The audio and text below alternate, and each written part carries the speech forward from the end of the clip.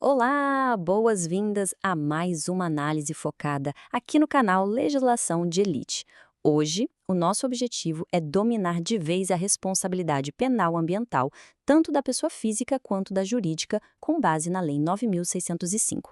Sabe, esse é um tema quentíssimo em concursos, cheio de detalhes que podem decidir uma aprovação, então vamos direto ao que interessa. E para começar, já vamos com uma pergunta que está no centro de toda essa discussão. Uma empresa, uma pessoa jurídica, ela pode ser presa? Essa questão, que parece simples, na verdade abre a porta para a gente entender todas as regras e exceções que vamos desvendar aqui. A resposta para isso, basicamente, define todo o resto. Para organizar bem o nosso raciocínio, este aqui é o nosso mapa de hoje. Olha só, primeiro, a gente começa com a distinção fundamental entre pessoa física e jurídica. Depois, a gente mergulha nas penas específicas para cada um, vê as regras que valem para todo mundo, analisa a sanção mais drástica de todas e, claro, para fechar com chave de ouro, vamos detonar as pegadinhas de prova mais comuns. Então vamos lá, começando pela base, pelo alicerce. Entender como a lei trata de forma diferente a pessoa física e a pessoa jurídica é o primeiro passo para acertar qualquer questão sobre esse assunto. E aqui está a regra de ouro, o ponto que não dá para esquecer. Pessoa física pode sim ser presa por um crime ambiental, ir para a cadeia mesmo, com pena de reclusão ou detenção. Agora, a pessoa jurídica, nunca, jamais. É impossível uma empresa ser condenada a uma pena de prisão. Mas se ela não pode ser presa, que tipo de punição ela sofre então? É aí que a gente entra na nossa segunda parte para ver como isso funciona na prática. Se a empresa não vai para a cadeia, a lei teve que criar um cardápio de punições específico para ela. E é justamente aqui que as bancas de concurso adoram testar nossa memória.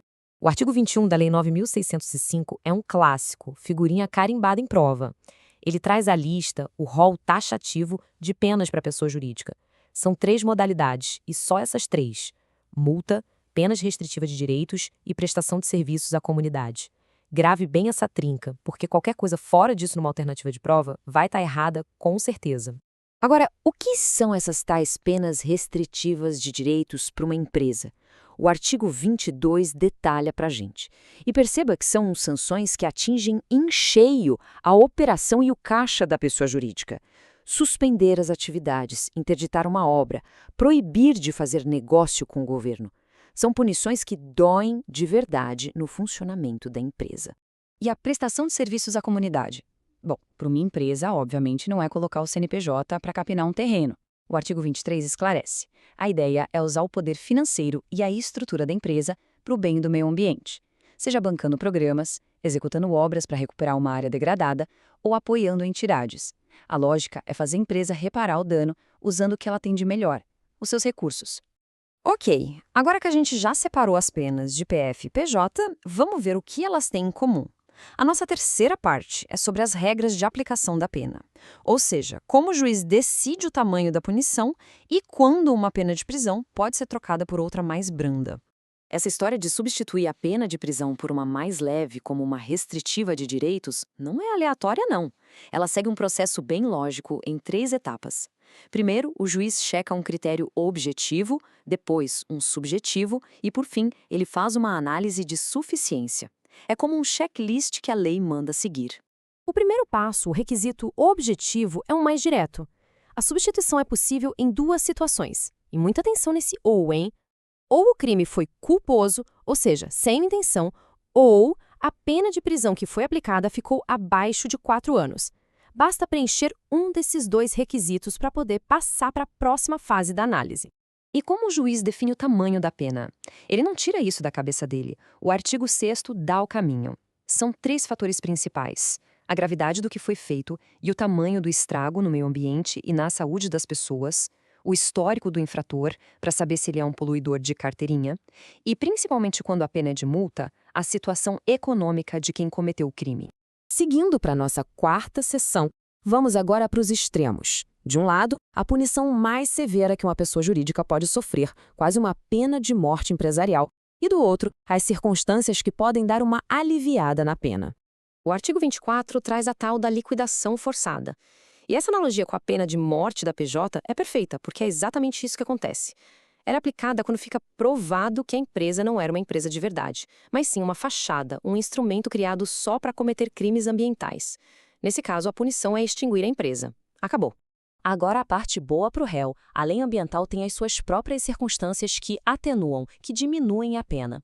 E essa aqui é uma lista para decorar, hein? Baixo grau de instrução, o arrependimento que vem junto com o conserto do estrago, avisar antes sobre um perigo e colaborar com a fiscalização, tudo isso pode reduzir a pena lá no final. E chegamos na parte mais esperada, a nossa sessão de pegadinhas. Vamos agora revisar aqueles pontos que mais derrubam a galera nos concursos para transformar o que era confusão em pontos garantidos na prova. Foco total aqui. Primeira pegadinha, um clássico. O infrator chega na frente do juiz e diz que está muito, mas muito arrependido pelo dano que causou. Esse arrependimento, só na base da conversa, já garante uma pena menor? A resposta é um sonoro não. Na lei ambiental, palavras o vento leva. O arrependimento só vale como atenuante se ele vier junto com uma ação concreta.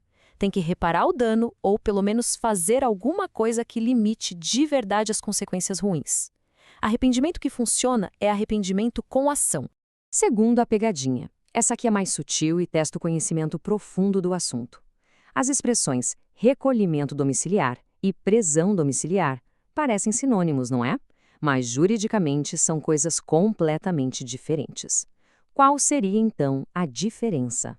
E a resposta é: não são a mesma coisa, de jeito nenhum.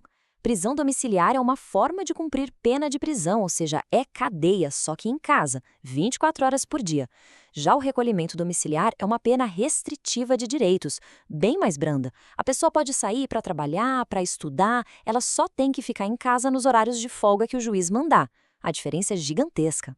Terceira e última pegadinha para a gente fechar. A gente viu que um dos requisitos para substituir a pena é o crime ser culposo.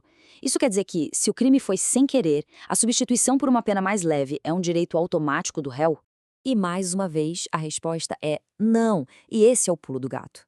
Mesmo que o requisito objetivo esteja preenchido, o juiz ainda precisa fazer aquela análise de suficiência. Se ele achar que a pena mais leve não é o bastante para reprovar e prevenir aquele tipo de crime, ele pode, de forma justificada, negar a substituição e manter a pena de prisão. Para a gente consolidar tudo o que vimos, este quadro final é uma ferramenta de revisão muito poderosa. Ele compara, lado a lado, as principais diferenças entre a punição da pessoa física e da pessoa jurídica. Qual é a pena máxima para cada um, os tipos de penas restritivas e como funciona a prestação de serviço à comunidade. É um resumão para organizar os pontos mais importantes da nossa análise. E para encerrar, fica uma reflexão. Nós vimos em detalhes como a lei estrutura a responsabilidade penal ambiental. As ferramentas estão aí. Mas agora que as regras do jogo estão claras, a pergunta que fica é: qual é o maior desafio para que essas penas sejam de fato aplicadas de forma efetiva no Brasil e cumpram seu papel de proteger o meio ambiente? Uma questão para a gente continuar pensando. Obrigada pela companhia e até a próxima.